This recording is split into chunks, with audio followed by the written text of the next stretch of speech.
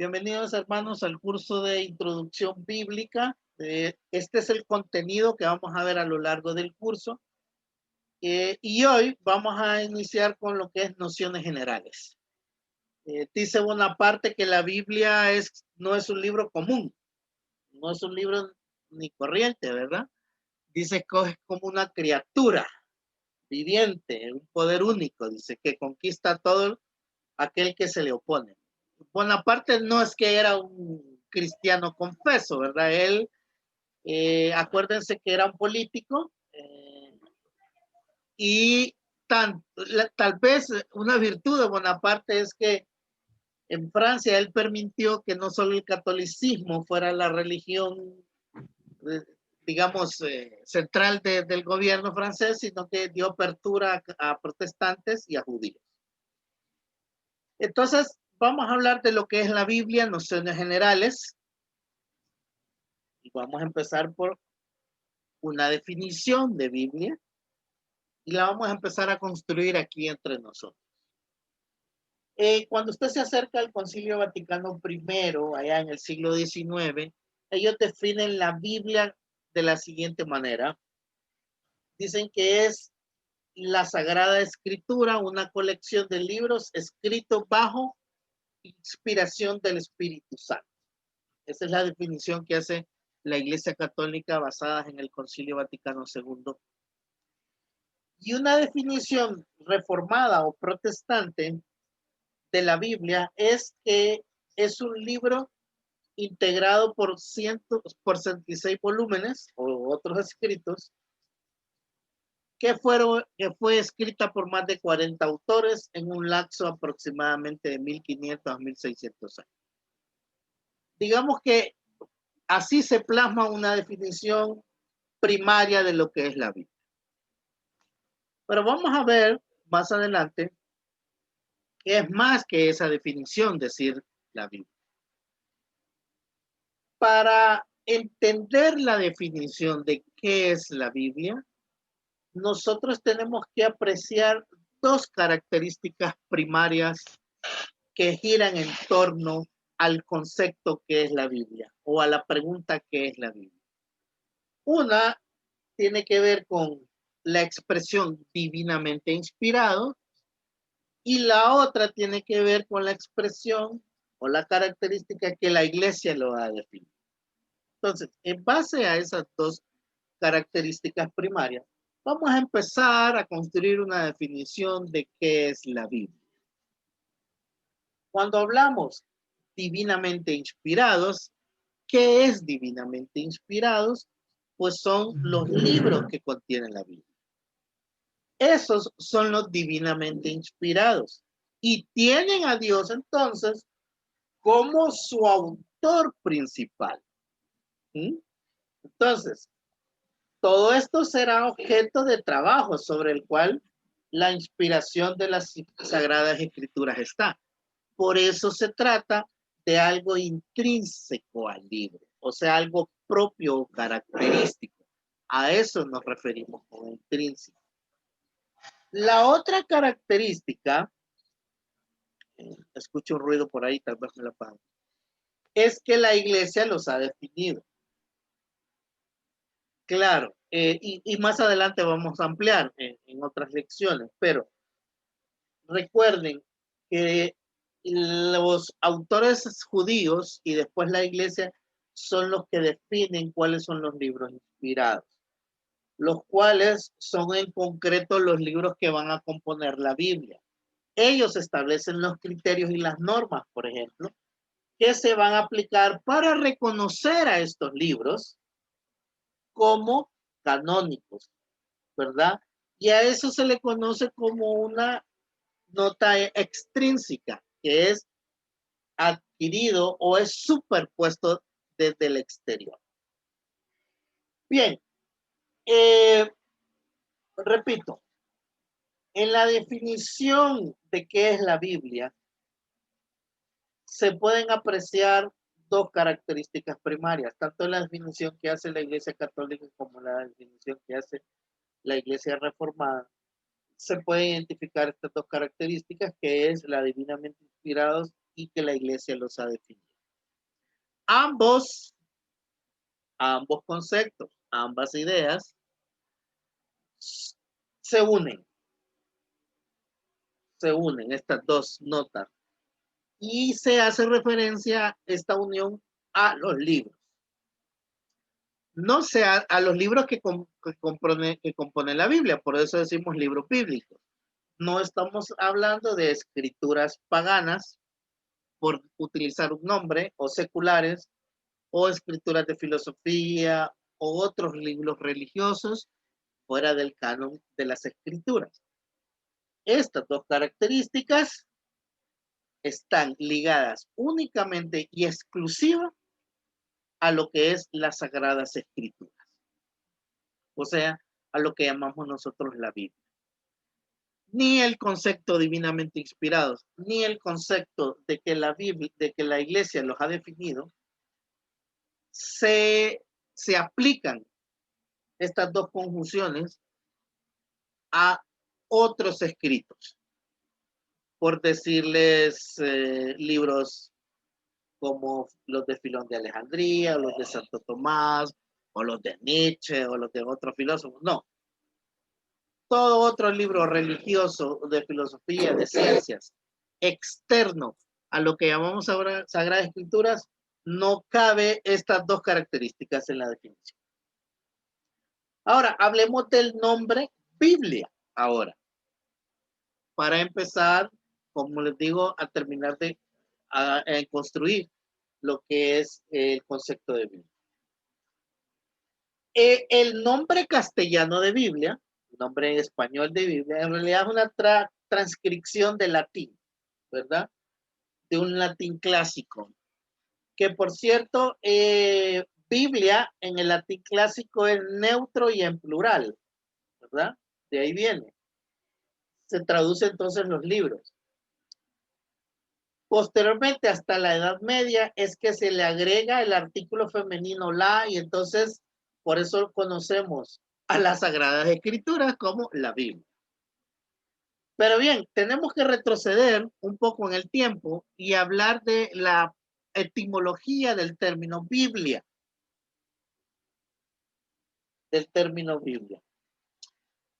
Vamos a iniciar entonces con este análisis etimológico del concepto. La palabra proviene del griego biblos. Biblos. Ahora, originalmente Biblios se escribía ta Biblia, que esto significa los libros. Ya aparece el plural, ¿verdad? Los libros. ¿Por qué? Porque es un conjunto de libros. No solo es uno. O sea, Biblos o ta Biblia, que se traduce como los libros, no está hablando de un solo conjunto, está hablando de varios. Por eso, inclusive, ya a los libros del Antiguo Testamento se les acreditaba este término griego, ta Biblios, a los libros canónicos del judaísmo. Y posteriormente, siglo II, siglo III, siglo IV después de Cristo, se le acredita esta terminología de ta Biblia a los libros canónicos del cristianismo. Que vamos a hablar eso de libros canónicos y no canónicos. El término Biblios, el término Biblia, es el plural de biblión. Perdón, el plural es biblión, por cierto. Que al traducir biblión o el significado de biblión es rollo. Otro nombre, otro significado equivalente a biblión es papiro. Interesante porque papiro es una planta. Papiro es una planta. Cerca de las riberas del Nilo, casi toda en la franja de Palestina, hasta conectar con la Mesopotamia, crecía esta planta. Antes, en la antigüedad, se escribía con dos materiales. Uno era piel de cabras, curtidas, ¿verdad? Y se secaban.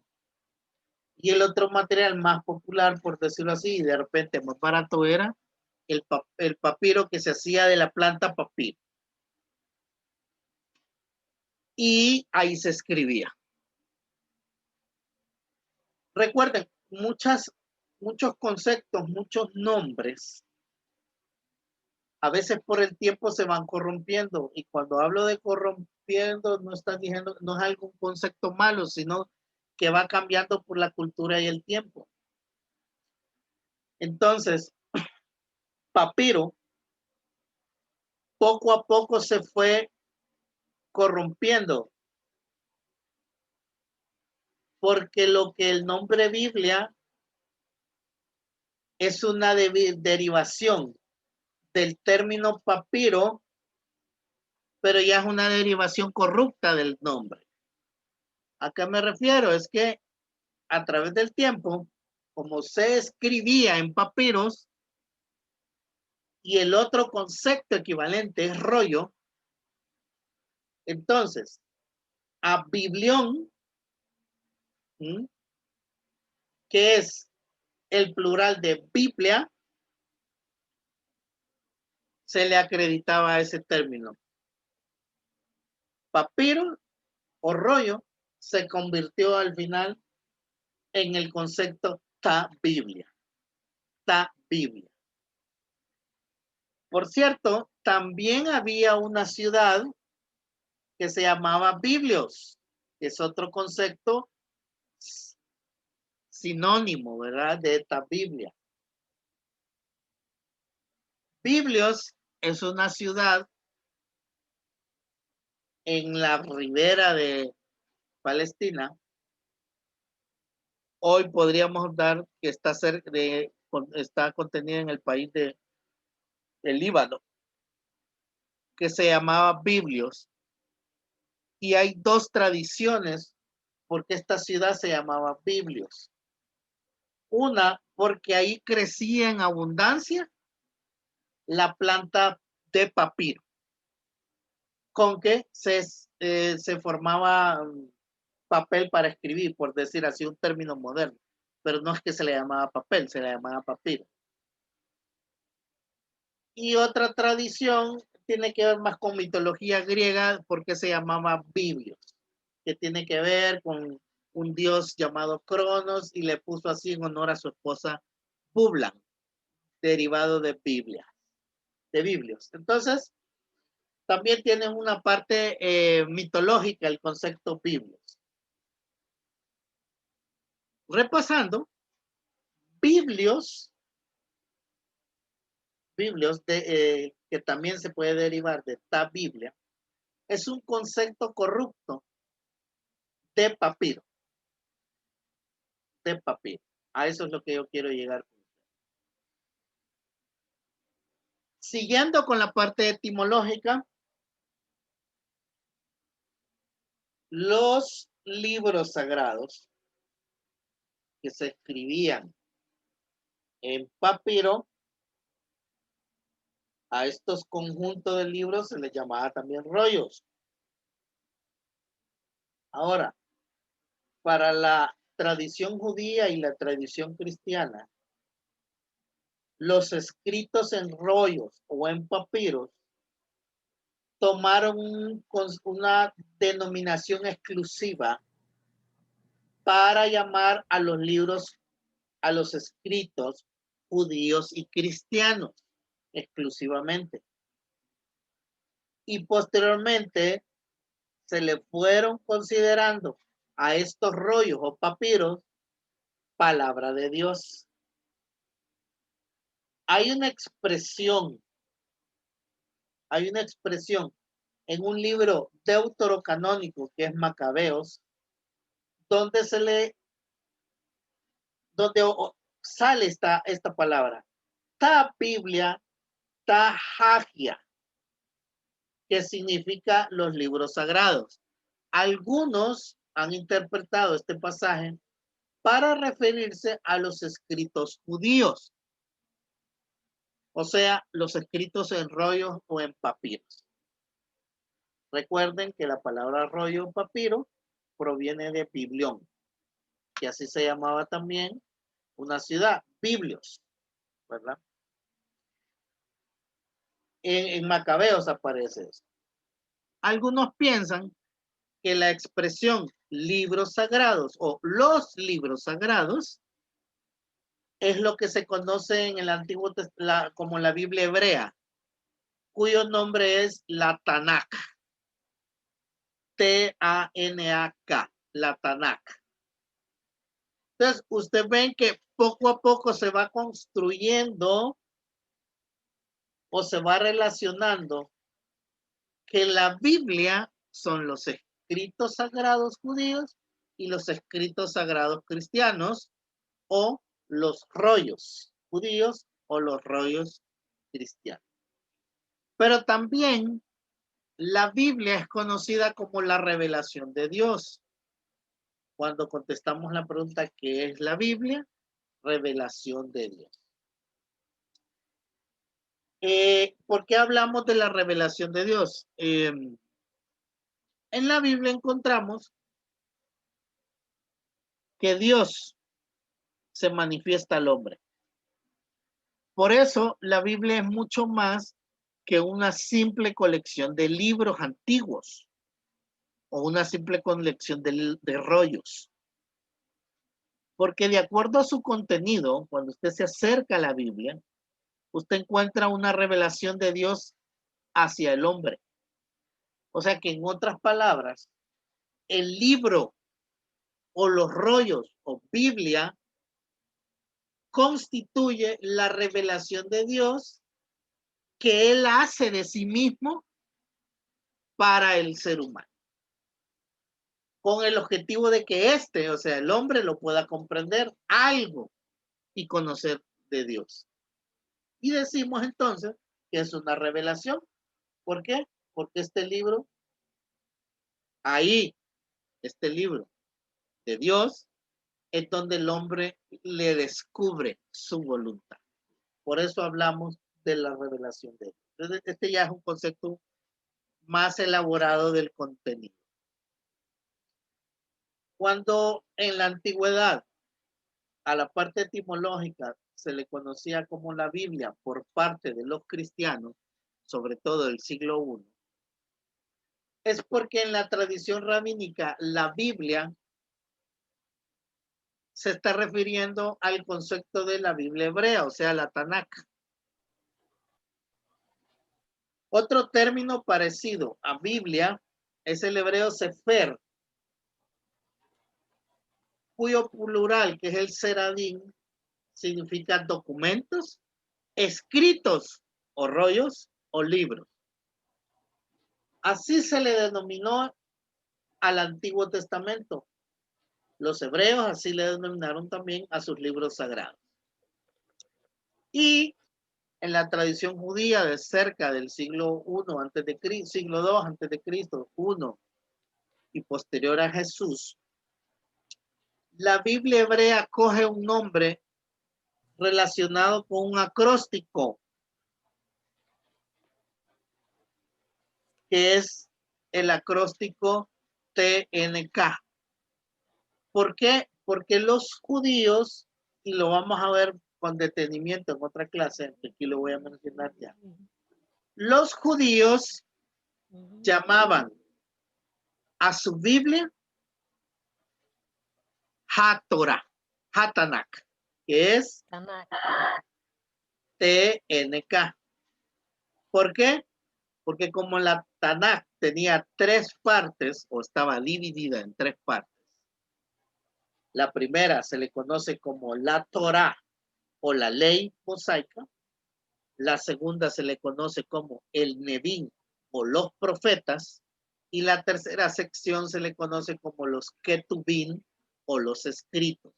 Si usted se fija, cuando uno traduce el término hebreo al español, la primera letra es T de Torah, N de Nevín y K de Ketubín. Entonces, no se complicaron y le agregaron la primera vocal breve A y el acróstico pasó a llamarse Tanakh. Entonces, la Biblia hebrea hoy se le conoce como la Tanakh, ¿verdad? Ahora hablemos de latín. El latín no es tan complejo, porque ya el latín incluye todo lo que es la Biblia. Cuando hablamos de la Tanakh, hermanos y hermanas, es exclusivamente lo que nosotros entendemos por el Antiguo Testamento. Por eso hablamos de escrituras hebreas. Ya a mediados del siglo II de nuestra era cristiana, al Antiguo Testamento se le llamaba escrituras hebreas o judías, y al Nuevo Testamento se le llamaba escrituras cristianas o griegas, por la cosmovisión detrás de cada uno de sus escritos. Pero ese es otro tema. Bueno, en latín se le conoce como Sacra Escritura, o sea, las sagradas escrituras, que es un término más relacionado con el catolicismo romano, porque ellos utilizan este término latinizado, Biblia Sacra, o sea, Sagrada Escritura, y nosotros utilizamos más la Biblia. Otros nombres que coge la Biblia, que tienen que ver más con tradición cristiana y el contenido, es la palabra de Dios. La palabra de Dios, este término encierra un bello significado, ¿verdad? Pues indica el origen santo del libro. ¿Sí? Entonces le llamamos la palabra de Dios. Lo que ahí leemos no es nada menos ni nada más que la palabra de Dios. Otros dicen que contiene la palabra de Dios. Pero la misma escritura habla de ella. Cristo, Pablo y Juan, que relacionan sus términos al Antiguo Testamento, también le dan un nombre a lo que conocemos usted y yo como palabra de Dios. Por ejemplo, Cristo empleó el adjetivo para los escritos sagrados del Antiguo Testamento.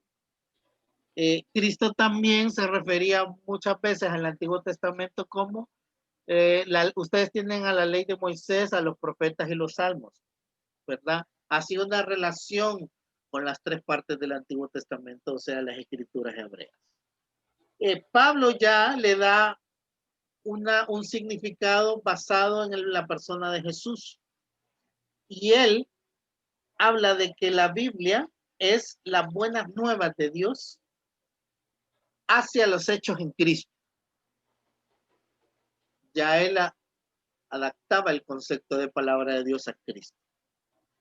Y Juan dice el verbo, usa la expresión máxima de esta palabra cuando utiliza en Juan 1:1 que en el principio era el verbo. Entonces Jesucristo es la palabra con la cual Dios se reveló a la humanidad. Ya es un concepto más, como dicen por ahí, teologizado de lo que es palabra de Dios.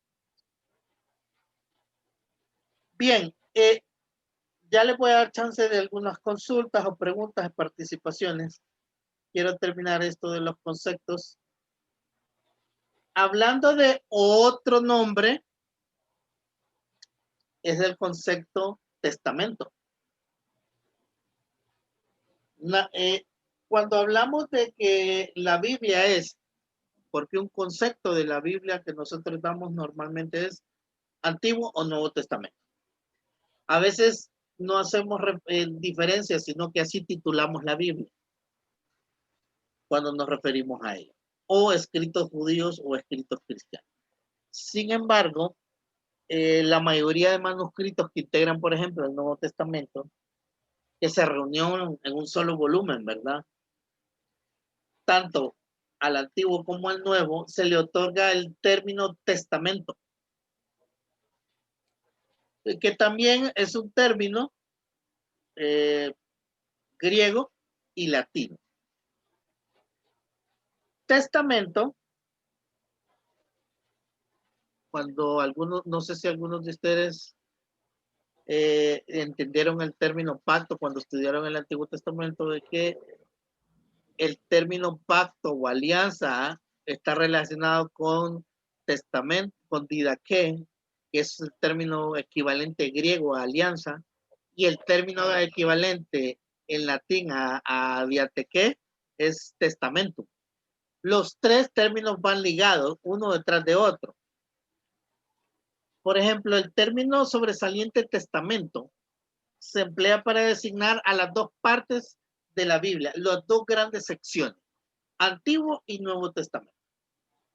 Pero la palabra testamento, que es del latín testamentum, proviene a la vez del griego diatequé, pero diatequé es el equivalente a alianza o pacto. Alianza o pacto. Claro, el concepto pacto va más allá del concepto testamento, porque el concepto testamento es lo que usted entiende por testamento. Voy a pedirle a alguien ahí que me baje el volumen, por favor, o me cierre el micrófono, porque estoy escuchando un ruidito, para no hacerlo yo. Gracias. Repito, la palabra testamentum es latín y se traduce así, testamento. El testamento es la última voluntad de alguien, ¿verdad? Pero proviene del griego diatequé, que significa pacto, que también tiene relación a la última voluntad, pero va más allá de la última voluntad. Estos nombres adquiere la Biblia también. También adquiere la Biblia el nombre de testamento. Así. Estamos ahora estudiando las divisiones y las partes de la Biblia. Cuando hablamos de las partes de la Biblia, siempre tenemos que hacer una diferencia.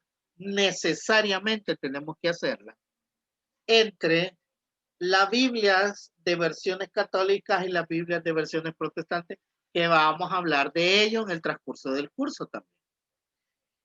Por ejemplo, la Biblia tiene dos grandes divisiones conocidas por su terminología griega. Antiguo Testamento o Viejo Pacto. Recuerden que el término testamentum latinizado proviene del término diateque griego, que significa pacto o testamento. De ahí el nombre Antiguo Testamento o Antiguo Pacto. Coge varios significados porque también se le conoce como escrituras hebreas. Y Novo Testamentum o Nuevo Testamento, que es el Nuevo Pacto. Los que ya vieron los pactos en el Antiguo Testamento entienden que el Nuevo Pacto está relacionado con la figura de Cristo y el contenido del Nuevo Testamento. Bien. Otro término para los que apuntan ahí, Antiguo Testamento se le conoce como veterotestamentario, ¿verdad? O escritura veterotestamentaria. De repente me van a escuchar esa terminología, veterotestamentario. Inmediatamente usted recuerde Antiguo Testamento. El Antiguo Testamento, si nos vamos por la versión católica, contiene 46 libros y 39 para la versión protestante, y el Nuevo Testamento no hay ningún cambio, tiene 27 libros. Ahora vamos a hablar un poquito de esto, que tiene que ver con elementos mediamente histórico, doctrinal y de cosmovisión, ¿verdad? La mayoría de versiones católicas de la Biblia o de las Sagradas Escrituras contienen 73 libros. Para las versiones protestantes contienen 66 libros. En el caso de la Biblia católica o las versiones católicas, el Antiguo Testamento, ya les dije, contiene 46 libros y no 39.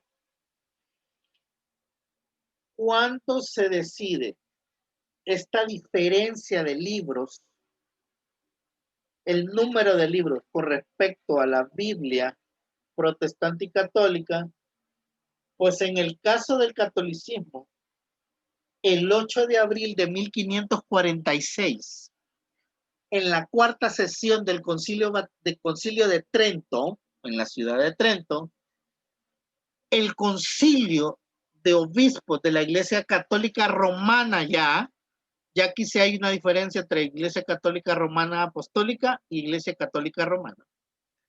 Se propone que el orden usual de los libros de la Biblia católica, los libros canónicos, van a ser los 73 libros ya conocidos para la época. Y la Iglesia protestante más adelante decide mantener los 66 libros y no los 73. Obviamente tiene que ver el tema de la Reforma Protestante, que por cierto, hermanos, el pasado sábado, este es un anuncio, se cumplieron 503 años cuando Martín Lutero clava las 95 tesis en la Catedral de Wittenberg, Alemania. ¿Por qué las clavó ahí, dice la gente? Porque era el Facebook de la época. Uno clava los anuncios en Facebook, ¿verdad? Pues en la puerta de la abadía de Wittenberg era el tablero de anuncios de la Universidad de Wittenberg, un par de cuadras atrás de la catedral. Entonces, ahí a ese evento se le conoce como la Reforma Protestante.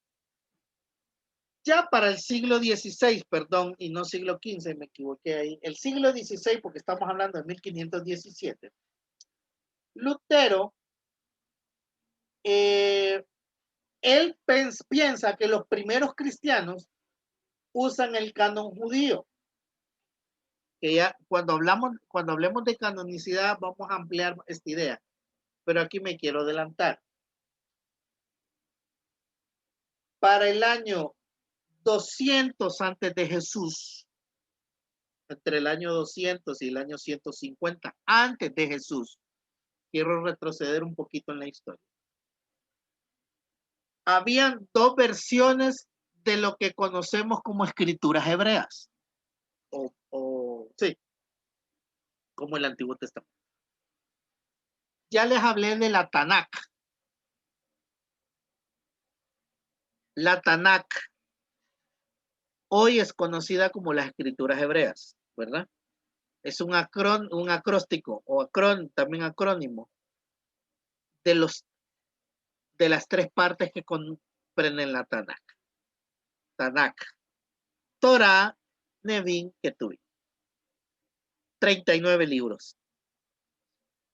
A eso se le conoce como el canon palestino. Pero entre el año 250 y el año 150, antes de Jesús, la mayor comunidad judía de la época estaba situada en la ciudad egipcia de Alejandría.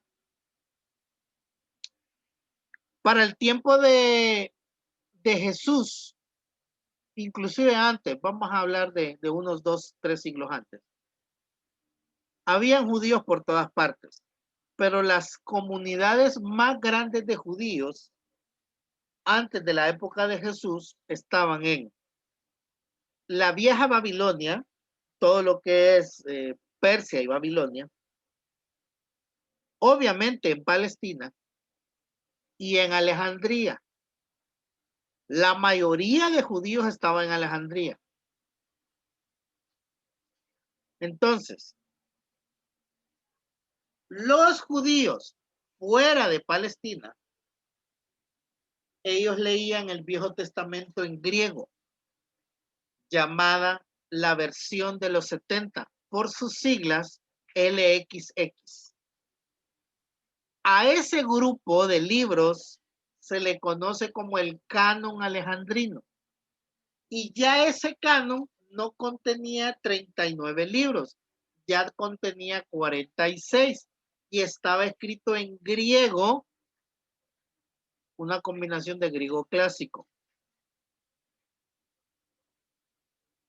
Cuando estamos en la época de Jesús y Pablo, estamos hablando del siglo I, ¿verdad?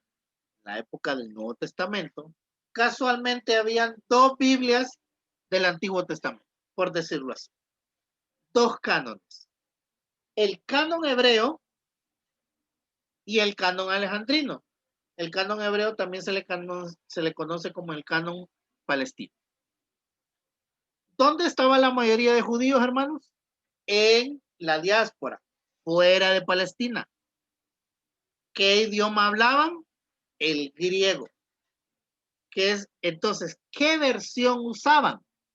Usaban la versión griega del Antiguo Testamento, la versión de los 70. Volviendo a Lutero. Lutero y los reformadores consideran el canon palestino sobre el canon alejandrino y optan por seguir ese canon de 39 libros. Las versiones de la Iglesia Católica Romana deciden quedarse por la tradición y el magisterio de siglos antes de Martín Lutero, optar por el canon alejandrino del Nuevo Testamento o la traducción de los 70 al griego, que era de mayor influencia por los judíos dispersos en todo el mundo en la época del siglo I. Y Alejandría era la ciudad más grande donde habían judíos. Entonces, Lutero y los reformadores deciden basar sus traducciones en el canon palestino del Antiguo Testamento, porque estaba escrito 100% en hebreo con algunas pinceladas de arameo, y sacan de sus versiones los 7 libros, ya le doy la palabra, los 7 libros de la Biblia griega. Lutero y los reformadores llaman a estos apócrifos, pero más adelante es conocido como deuterocanónicos. Bueno, vamos a evacuar esta pregunta, tal vez algo breve, hermana, y seguimos. Dígame.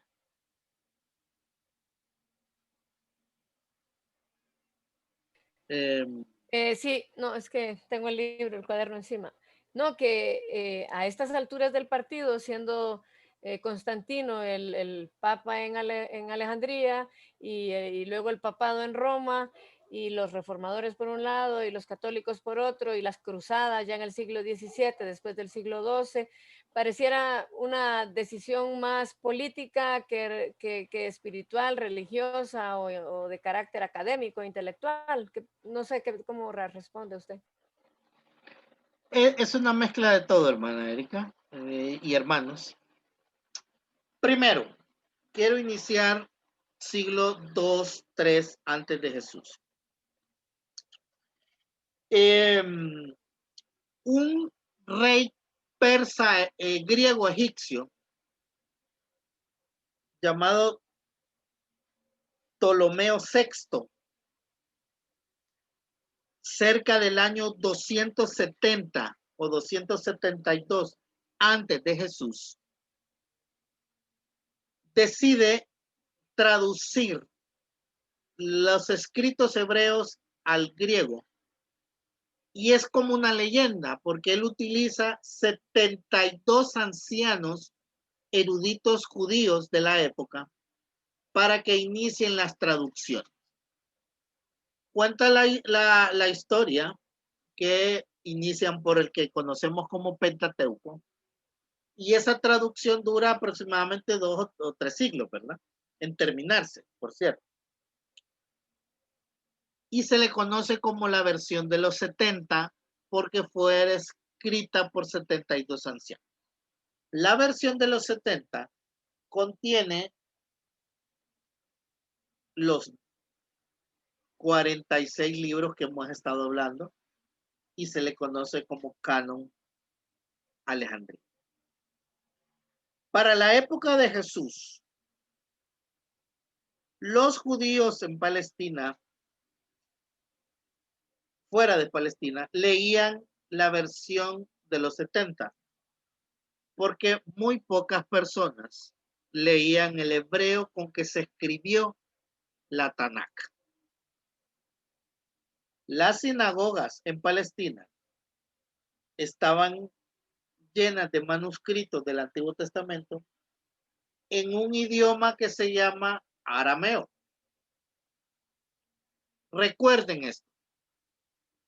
Un judío de Palestina, y estoy hablando de Pedro, María Magdalena, Jesús, María la Madre de Jesús, José, Nicodemo, esos personajes de Palestina hablaban arameo, una derivación del griego que aprendieron en la época del exilio babilónico.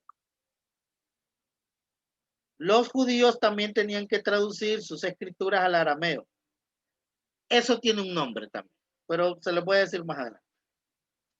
Entonces, cuando Jesús, por ejemplo, se para en la sinagoga y abre el libro de Isaías, él está leyendo una porción en arameo, porque era el idioma común de la época.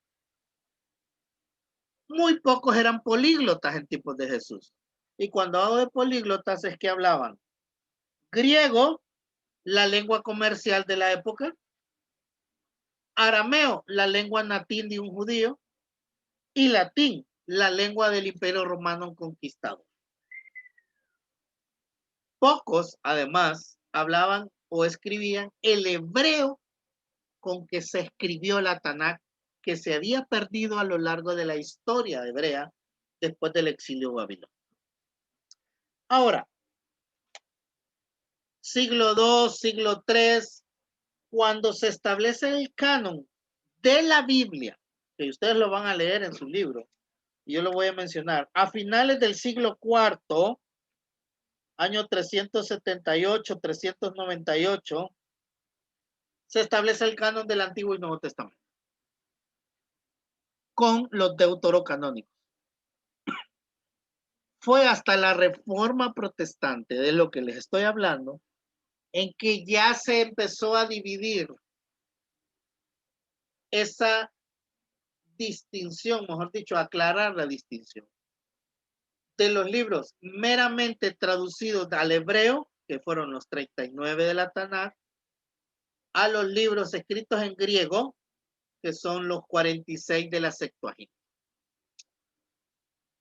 Pueden ser decisiones políticas, religiosas, culturales, y de repente lo que menos aparece ahí es una decisión espiritual, puede ser. Ahora, yo les voy a decir algo porque no he terminado. Usted creció con la Biblia Reina Valera 1960, de Sociedades Bíblicas Unidas. Pero para el siglo XIX, entre la Reforma Protestante y el siglo XIX, las Sociedades Bíblicas Unidas vendían las versiones de la Biblia con un apéndice que estaba entre el Antiguo y Nuevo, y ese apéndice era nada menos ni nada más que los 7 libros que contienen la Biblia católica. Después de 1825,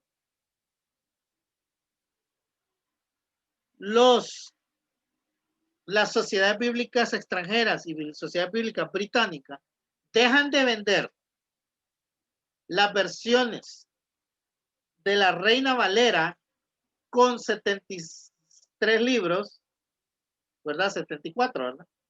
Y lo venden ahora solo con 66. Eso fue en 1825 aproximadamente.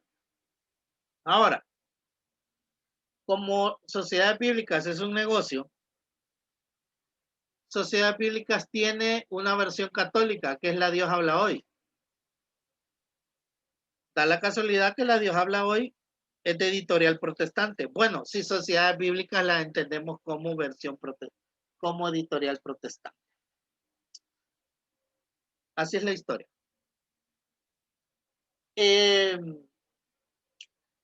La Biblia del Oso, que es la primera versión de la Reina Valera, conocida como la Biblia del Oso de Casiodoro de Reina, que la termina de editar en septiembre de 1569 y se le conoce como la Biblia del Oso porque en su empastado tiene un oso alcanzando un palo de miel. Esa Biblia del Oso, que después la revisa Cipriano de Valera en 1602, se convierte en la Biblia Reina Valera. Ahora, esta Biblia excluye los deuterocanónicos de la Tanakh, pero lo agrega en un apéndice. Eso sí hacen la diferencia. Si ustedes toman una Biblia católica, van a ver que están incluidos los deuterocanónicos en sus clasificaciones, pero la Biblia del Oso y la Biblia Reina Valera hasta 1825 contenían en un apéndice y ese apéndice estaba entre el antiguo y nuevo. O sea que cuando terminaba el antiguo no seguía el nuevo, sino que seguían los deuterocanónicos. Entonces, del todo eliminan el apéndice las versiones de Sociedades Bíblicas Unidas hasta 1862. Ahí eliminan los deuterocanónicos, pero más adelante por negocio crean la Biblia de Dios habla hoy y ya le incluyen los deuterocanónicos. Obviamente cuando hablan, no quiero hablar mucho de las versiones, porque ustedes van a leer un capítulo de las versiones. Van a hacer un cuestionario de las versiones y en otro capítulo van a hablar se va a hablar de las traducciones. Quiero cerrar con este último tema y volviendo a la clasificación del Antiguo Testamento como fue dividido por los judíos. Repito, los judíos crean este acrónimo, ¿no? Tanakh, en base a las tres clasificaciones de su Biblia. Ley, Torah, profetas, Nevim, escritos Ketuvim. Claro, recuerden, un judío de la época, un hebreo y hoy un judío, para ellos solo existe el Antiguo Testamento o la Tanakh. Para un judío de la actualidad, el Nuevo Testamento es como un libro corrupto, pagano, porque está escrito en griego y habla del Mesías. La Tanakh está clasificada así. Si usted me pregunta qué libros tiene la Torah, hay mucha gente que confunde Torah con Tanakh. Ojo, Torah es la ley de Moisés. Tanakh es toda la Biblia hebrea. Toda la Biblia hebrea. Fíjese bien, cuando usted venga a su memoria ley o Torah, son los 5 libros del Pentateuco o los 5 libros de Moisés. Génesis, Éxodo, Levítico, Número y Deuteronomio, para nosotros. Cuando usted escuche hablar de los Nevim o los profetas, venga a su memoria Josué, Jueces, Samuel, Reyes, Isaías, Jeremías y los 12. A Josué, a Jueces y a Samuel se le conoce y a Reyes como los profetas primeros. Ya vamos a hablar de eso. Y están los escritos, que son el resto de los libros que no son históricos ni profetas. Salmos, Proverbios, Job, Cantares, Ruth, Lamentaciones, Eclesiastés, Esther, Daniel, Esdras, Nehemías y Crónicas. Por cierto, hay gente que confunde con esto de los libros de la Biblia hebrea. Sobre todo vamos a hablar, en el Pentateuco no hay problema. Cuando hablemos de, en la clase de Antiguo Testamento no voy a emplear esto, pero aquí se lo voy a mencionar. La segunda clasificación de la Tanakh son los Nevi'im o profetas. A su vez, hay una subclasificación de los profetas. Se les conoce como los primeros y los postreros. Los primeros, Josué, Jueces, Samuel y Reyes, que son más de carácter histórico, narrativo. Y los caracteres meramente proféticos, teológico, histórico, los profetas posteriores o segundos. Que aquí son Isaías, Jeremías, Ezequiel y los 12 menores que están en un solo volumen o un solo rollo. Se excluye a Daniel y a Lamentaciones, porque para los judíos esos libros no son de carácter profético. Es interesante eso, pero eso es otra clase. Y los escritos, que es la tercera clasificación de la Tanakh,